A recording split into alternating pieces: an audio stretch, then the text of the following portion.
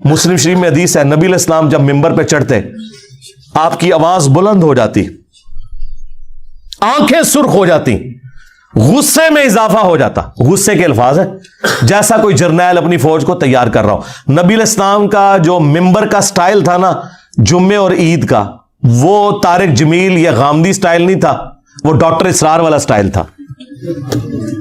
हाँ। ये मुस्लिम शरीफ 2005 नंबर हदीस जाके पढ़ लें। क्या तबसरा किया जा सकता है, मारूं घुटना फूटे आंख, ये क्या बात है जिसको किस बात से तशबीह दी गई है? सलामती है उन आंखों पे जो हिदायत पे नजरें जमाए बैठी हैं, उन कानों पे जो जिक्र खैर के मुंतजर रहते हैं, और उन कदमों पे जो हिदायत की राह पे गामजन हैं। आपने भी एक बात फरमाई कि रसूल पाक सल्लल्लाहु अलैहि वसल्लम इंसान की जगह पर खड़े हुए हैं, वो जब गुफ्तगू कर रहे हैं बाकी लोगों से, तो वहाँ पर ये चीज़ नहीं है, खालिक के यहाँ नज़र आती है।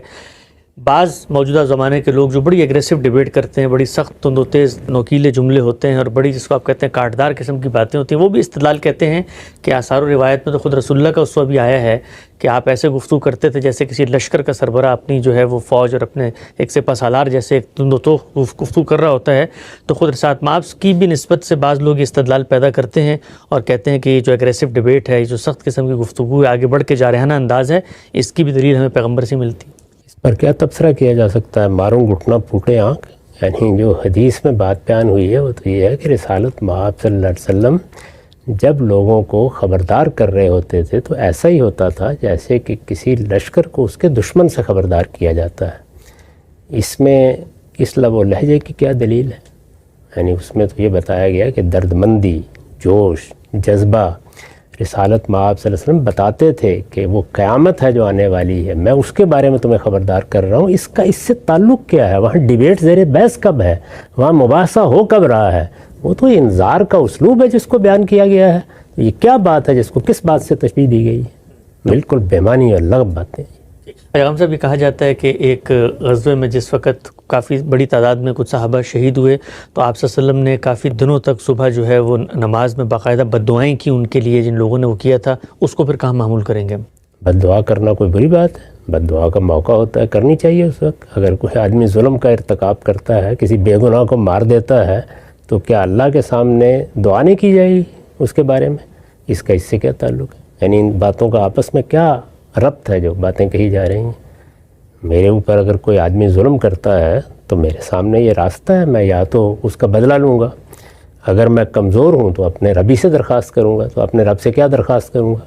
यही करूँगा ना कि इस ज़ालिम का हाथ तू अब पकड़। तो यही दुआएं रसूलुल्लाह सल्लल्लाहु अलैहि वसल्लम ने उन ज़ालिमों के बारे में की हैं जिन्होंने बाकायदा सहाबा की एक जमात को पहले ये कहकर अपने साथ लिया कि हमारी तालीम देने के लिए जाएंगे, और उसके बाद उनको कत्ल कर दिया और उनकी लाशों के टुकड़े किए, और जिस तरह का मामला किया उसके बाद क्यों तो बद्दुआ न की जाए उनके बारे में? तो हम सब इससे इस्तदलाल ये किया जाता है कि अगर रसूल पाक सल्लल्लाहु अलैहि वसल्लम ने दीन के हवाले से उनको महसूस होता था कि कोई शख्स जालिम है, उसके बारे में बद्दुआ की है, तो हम लोग अपनी तकरीरों में उन मौलवियों के बारे में, उन उलमा के बारे में, उन मसालिक के रहबरों के बारे में क्यों नहीं कह सकते जो हमारी नज़र में गुमराह हैं, खुदा के दीन को मस्ख़ कर रहे हैं? लिहाजा हम तो पैगम्बर के उसवे के मुताबिक उनके बारे में बद्दुआएँ करते हैं और अल्लाह ताला से दरख्वास्त करते हैं कि इनको ज़मीन की। क्या इस्तदलाल है? नहीं, बात कोई है, उससे एक दूसरी चीज़ की तमसील पैदा कर दी। गुमराह हैं, गुमराहों के ख़िलाफ़ रिसालत महब सल्लल्लाहु अलैहि वसल्लम ने कौन सी कुनूत नाज़िला पढ़ी है? भाई एक गिरोह है जिसने जुल्म का इर्तिकाब किया है, जिसने इंसानों की जान ले ली है, जिसने धोखे से लोगों को कत्ल कर दिया है। इन दोनों बातों का क्या ताल्लुक़ है आपस में? अगर कोई मज़लूम आदमी अपने जुल्म पर फरियाद कर रहा है और एक मौलवी साहब तकरीर करते हुए अपने मुखालिफिन को गाली दे रहे हैं, आप ये कहेंगे एक ही काम है। इसलिए इन दोनों बातों का कोई ताल्लुक़ नहीं है। आखिरी सवाल हम सब इस मौजूद से मुतल्लिक़ कहा जाता है कि जो आम आदमी है वो ये इस्तदलाल की बारीकियाँ और ये जिसको आप कहते हैं पेचोताब, और आप उसको बताएं जी इसमें असल माखज़ में ये चीज़ें हैं, इनको नहीं समझता। उसको तो आपने किसी गुमराही पर मुतनब्बे करना है तो एक तरह से हथौड़ा मारना पड़ेगा तब वो समझेगा। तो ये तो पढ़े लिखे लोग जो हैं, उलमा हैं, वो चले आपस में इस्तदलाल करते हैं, लेकिन जब आप आवाम से मुखातब हो रहे हैं तो आपने तो उनको सिर्फ दो चार की तरफ ब्लैक एंड वाइट में बताना है, और अगर कोई बड़ी बिदत, बड़ी गुमराही, बड़ी गलती है तो उस पर तो हथौड़ा मार के बताना है, वरना तो वो जागेंगे नहीं। हथौड़ा आदमी के सर पर नहीं मारना चाहिए ना, उस बिदत के सर पर मारना चाहिए। तो आप उस नज़रिए पर तनकीद करें जो भी करनी है आपको, और जिस लहजे लहजे में भी करनी है, उसमें दुश्मन मुमकिन नहीं होता ना, उसके लिए तो कोई आदमी चाहिए होता है। तो आप बताएं कि बिदत इतनी बड़ी गुमराही है, بدعت کو اللہ کے پیغمبر نے گمراہی قرار دیا ہے. بدعت کے بارے میں یہ کہا ہے کہ یہ اختیار کرو گے تو یہ سیدھی جہنم میں لے جائے گی.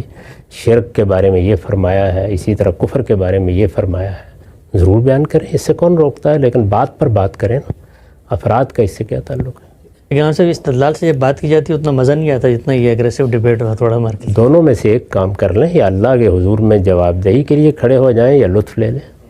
دونوں میں سے ایک کا انتخاب کر لینا چاہیے.